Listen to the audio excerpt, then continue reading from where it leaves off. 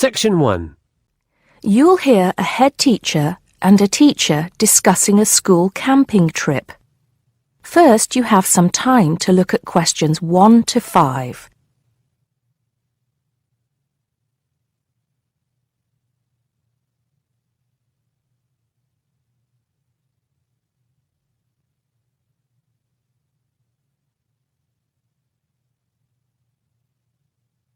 Now we shall begin. You should answer the questions as you listen because you will not hear the recording a second time. Listen carefully and answer questions 1 to 5. Good morning, Mr. Thompson.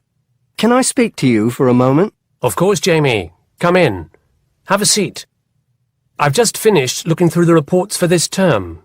It looks like the pupils are doing very well. Yes, I think they are. It's all going fine.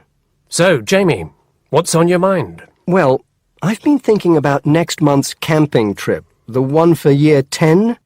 Yes, we've got it scheduled for the 23rd to the 26th, if I'm not mistaken. Actually, I think it's the 24th to the 27th.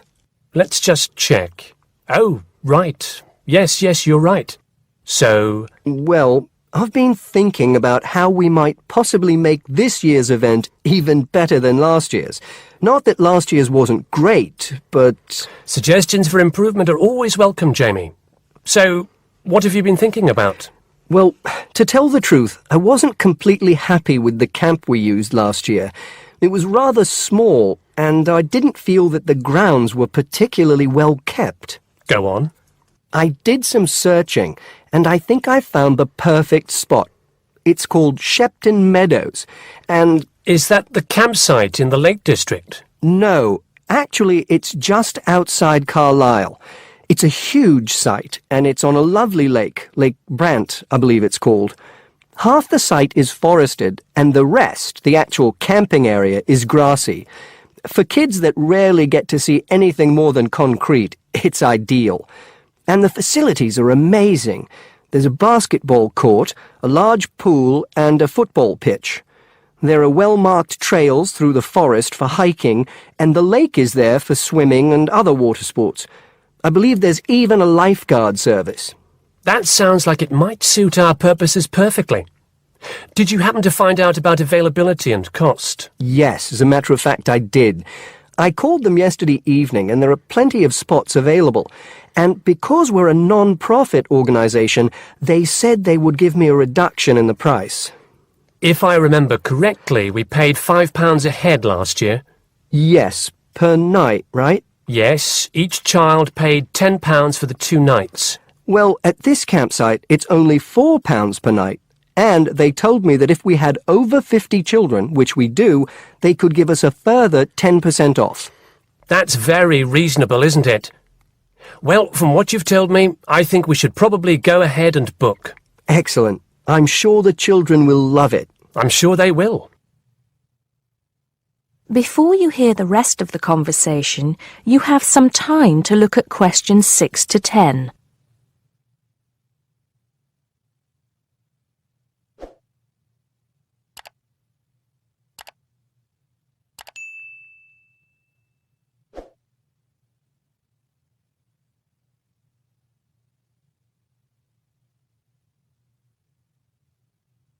Now listen and answer questions 6 to 10.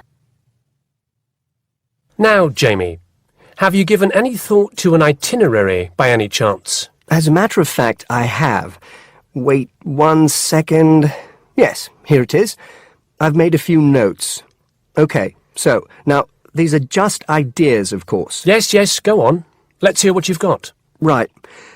We time it so that we arrive at the camp around 7 on Friday evening. It'll still be light then, and we'll have plenty of time to set up camp and get ourselves settled in. At 8, we could have a barbecue, you know, hamburgers and hot dogs, something that's nice and easy to prepare. And that children love. Yes. Then, lights out would be at 9:30, so the children will get a good night's sleep and be up bright and early at 7 on Saturday morning. Breakfast would be at 7:30, an hour's hiking from 8 till 9, and then a couple of hours at the lake. That would take us up to 11. I think that an hour of free time would then be in order. Let them have a chance to explore a bit on their own, you know? Yes, great idea. And then? Let's see, a picnic lunch at 12, and then sports in the afternoon till 4. Another swim until 5, and then supper. After clean-up, around 6:30, we could have a talk-back session, where the children get a chance to discuss their day and anything else they might have on their minds. Then a campfire and sing-along at 8, back to the tents at 9:30, and, well, that takes care of Saturday. Excellent, excellent. That would certainly keep them busy. What about Sunday? Sunday, right. As on Saturday, same wake-up and breakfast times, and then I thought we could go on a bit of a day trip. There are some caves about an hour's walk from the camp, which I thought the children might find interesting. We could leave at 8, which would mean we'd get to the caves at 9. They could explore for a couple of hours, and we'd head back at 11. 12 o'clock would see us back at the meadows. An hour's swim, and then lunch at 1. Then we could have organised games in the afternoon until supper at 5. It would take us an hour to clean up our sites and pack up. We'd be on the buses at 6 and all set to head back into the city. Well now, you've certainly put a lot of thought into this, Jamie, and it's paid off. I think it sounds wonderful. I can't think of a thing that needs to be changed. Let's go for it. Brilliant. I'll get the itinerary printed up and put it up on the notice board this afternoon.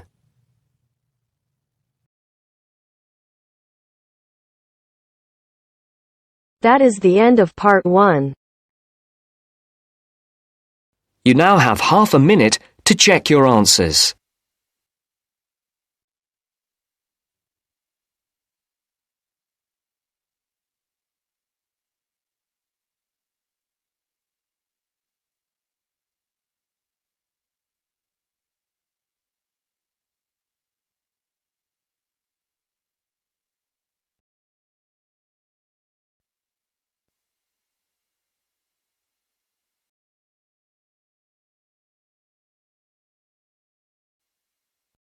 Now turns to part 2. Part 2. You will hear an introductory speech to students at a summer school. You have 30 seconds to look at questions 11 to 14.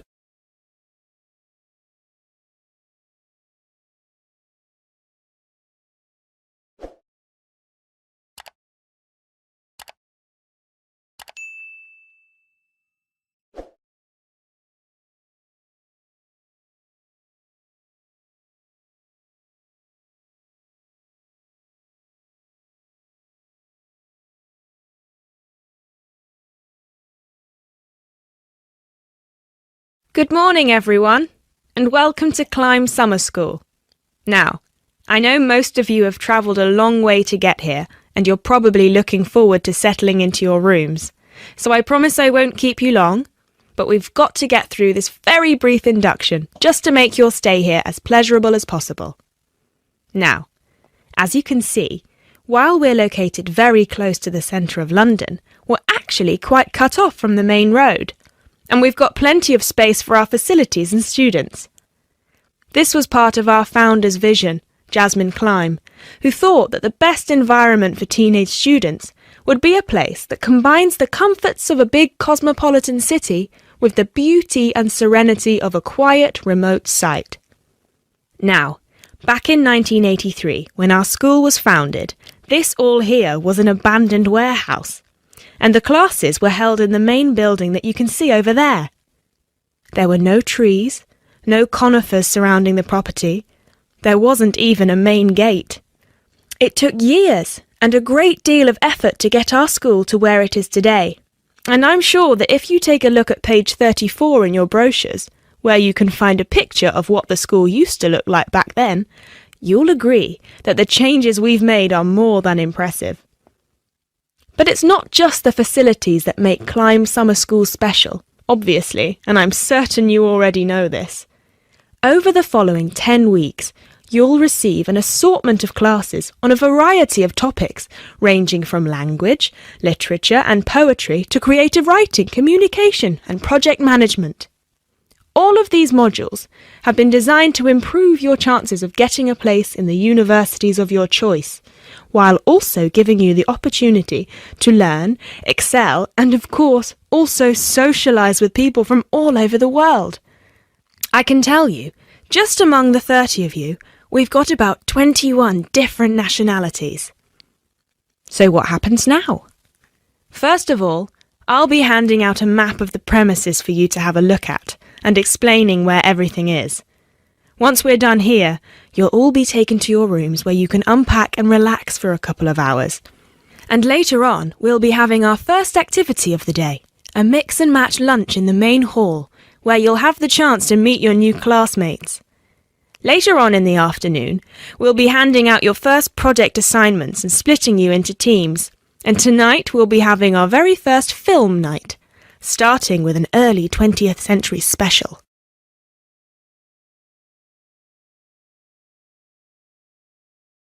You now have 30 seconds to look at questions 15 to 20.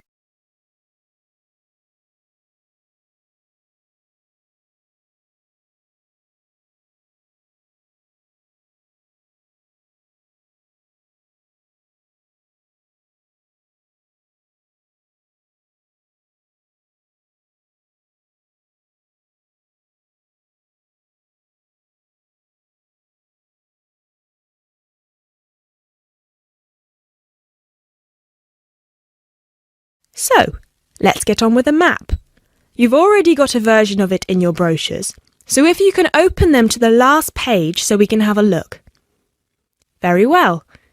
As I showed you before, the actual school is right over there in the middle. That's where you'll be having most of your classes. Adjacent to it, you'll find the main hall, which is where we'll be hosting most events, such as today's lunch. On the left from the main building, you'll find a smaller building, which is where the accommodation and welfare offices are located. This is labelled as the garden office at the front, and it's easy to spot because it has a green door. Each of you is assigned to a different residence hall. We've got 3 residence halls in total, 1 on the left and 2 on the right. The one right next to the garden office is Ursula Hall, named after our founder's sister, while the other 2 are Peter Hall and William Hall. Now, as you can see, there are 3 more buildings to the left of the semicircle here, and 1 more building on the right-hand side, next to William Hall. So that one, which is shaped a bit like a dome, is the pavilion. This is where all your letters will be delivered, and in the basement floor you'll also find a laundrette. Please make sure you've got plenty of £1 coins, as you'll need one for the washing machine and another for the dryer. And that row of buildings on the left, the one closest to us here at the gate, is the canteen, where you'll be able to buy snacks as well as breakfast, lunch and dinner, on days when we don't have an event with food provided. The next one is the gym, which is open from 7 a.m. to 8 p.m. from Monday to Friday, and until 10 p.m. at the weekend. And the last building, right over there, is the study centre, where you'll find plenty of computers and books, as well as a great selection of DVDs and magazines that you can borrow with only a small refundable deposit of £5. Now, please remember to keep your student card with you at all times, as you'll need it to access most of these facilities. That is the end of part 2. You now have half a minute to check your answers.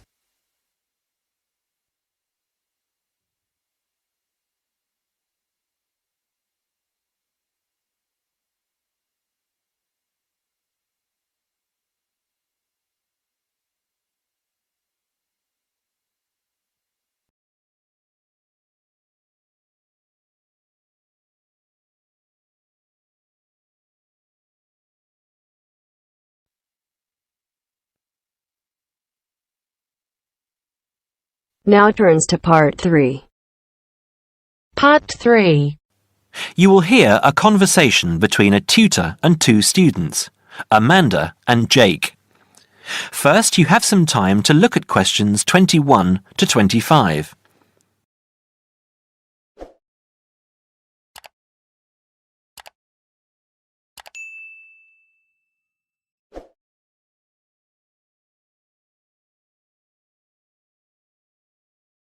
Now listen carefully and answer questions 21 to 25. So, Jake and Amanda, how did the project go? Very well, I think, Dr. Hinton. I certainly learned a lot and enjoyed myself at the same time. Me too. So, remind me, what was your project about? Basically, what makes successful people? Let's call them top achievers successful. Yes, how are they different from us? What do they do that other less successful people don't do? Interesting. And did you come to any conclusions? Quite a few, actually. Good. Share some with me then. Well, I'd always thought that a top achiever would be the sort of person who would bring work home every night and slave over it. But it appears not. Those types tend to peak early and then go into decline. They become addicted to work itself, with much less concern for results. We found that high achievers were certainly ready to work hard, but within strict limits. They knew how to relax, could leave their work at the office, prized close friends and family life, and spent a healthy amount of time with their children and friends. There's a lesson for us all there. Anyway, go on. It's also very important to choose a career which you enjoy, not just one that pays well or which assures you of a pension many years down the line. Surely that's important though, Amanda. Yes, I agree, but being happy in your work is far more important than anything else.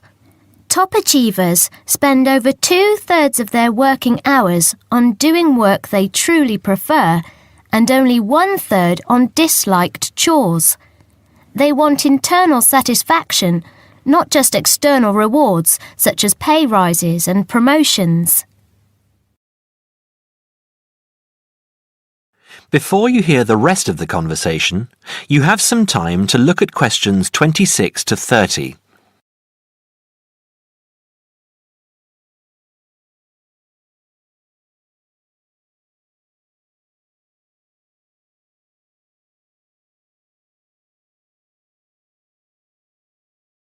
Now, listen and answer questions 26 to 30. Actually, in the end, they often have both, because they enjoy what they are doing, so their work is better and their rewards higher. Yes, Jake, that certainly makes sense. Now, can I ask you something? Do high achievers, as you call them, take many risks? Yes and no. I interviewed one business executive who told me he was able to take risks because he carefully considered how he could salvage a situation if it all went wrong. He imagined the worst that could happen, and if he could live with that, he went ahead. If not, he didn't take the chance. Other people prefer to stay in what I heard described as the comfort zone setting for security, even if it means settling for mediocrity and boredom too. Would you call top achievers perfectionists? Contrary to what I expected, no, I wouldn't. We came to the conclusion that a lot of ambitious and hard-working people are so obsessed with perfection that they actually turn out very little work. I happen to know a university teacher, a friend of my mother's, who has spent over 10 years preparing a study about a playwright. She is so worried that she has missed something, she still hasn't sent the manuscript to a publisher. Meanwhile, the playwright, who was at the height of his fame when the project began, has faded from public view. The woman's study, even if finally published, will interest few people. So, what has this got to do with top achievers? Well, top achievers are almost always free of the compulsion to be perfect. They don't think of their mistakes as failures. Instead, they learn from them, so they can do better next time. Well, would you call them competitive? High performers focus more on bettering their own previous efforts than on beating competitors.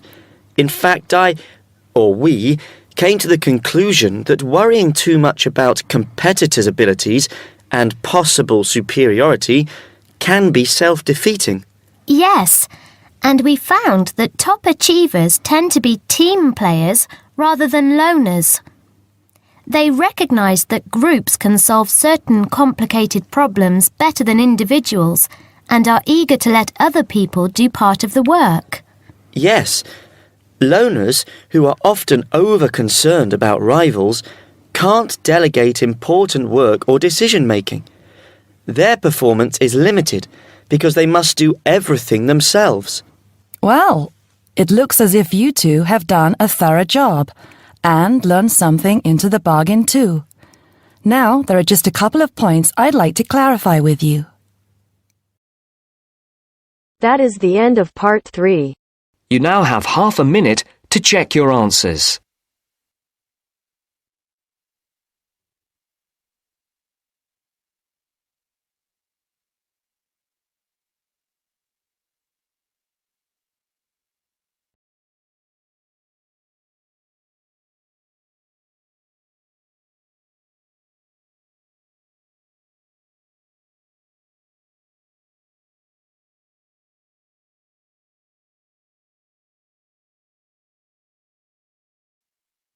Now turns to part 4. Part 4. You will hear a lecture about English language. You have 30 seconds to look at questions 31 to 37.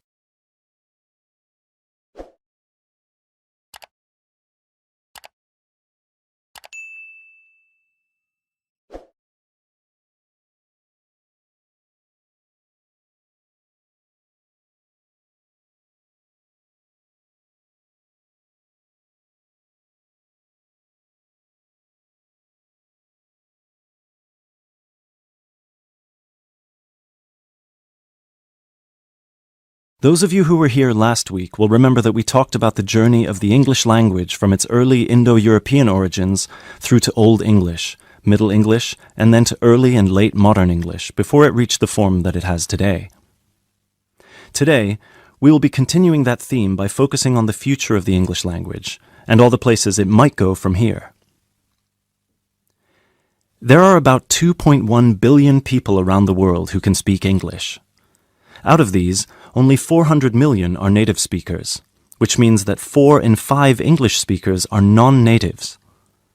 This is obviously quite an impressive number, considering that just 2 centuries ago, in 1801, there were only about 20 million speakers of English around the world, and languages like French and German were ahead of English in terms of how many people were using them.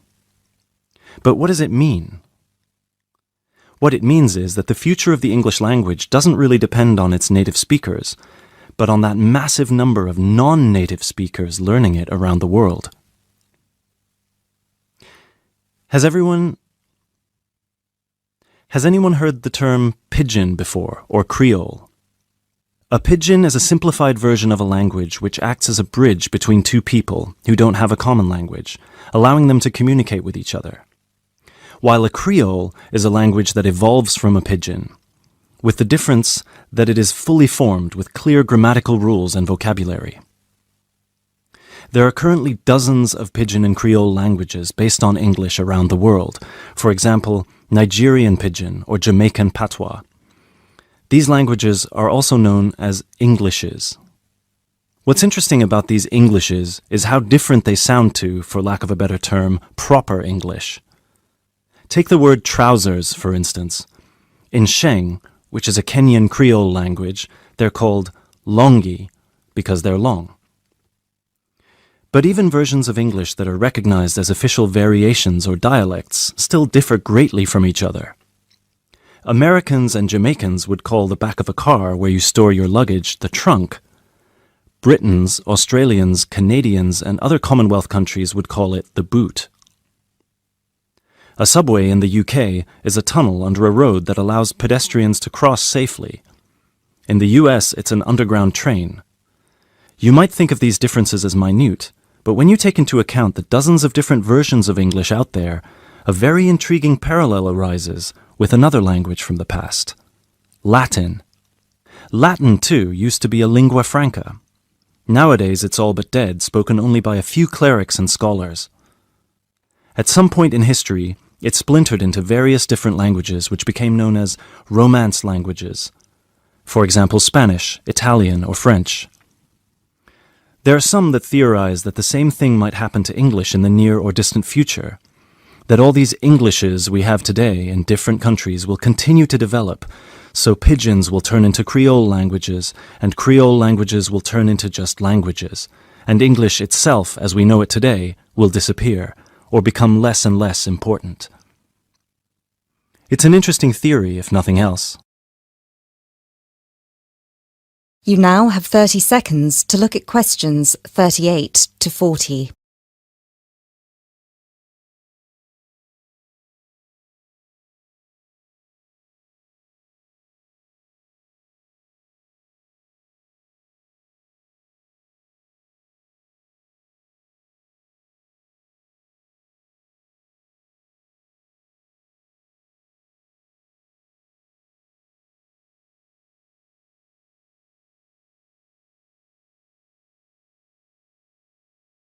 It makes sense that as English grows in popularity, countries, especially those with a strong sense of identity and tradition, will develop their own versions of the language, marked by the idiosyncrasies of their culture.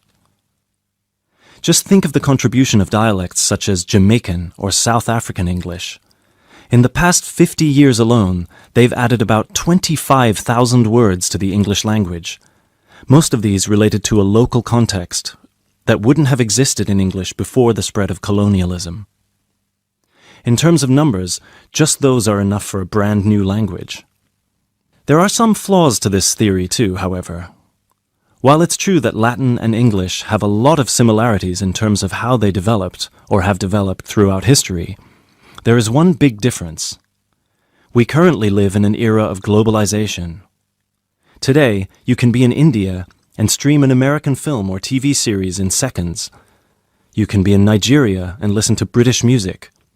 You can be in Brazil and read a novel from an Australian author. Just a few centuries ago, this was unthinkable. So what's the other way that English could go?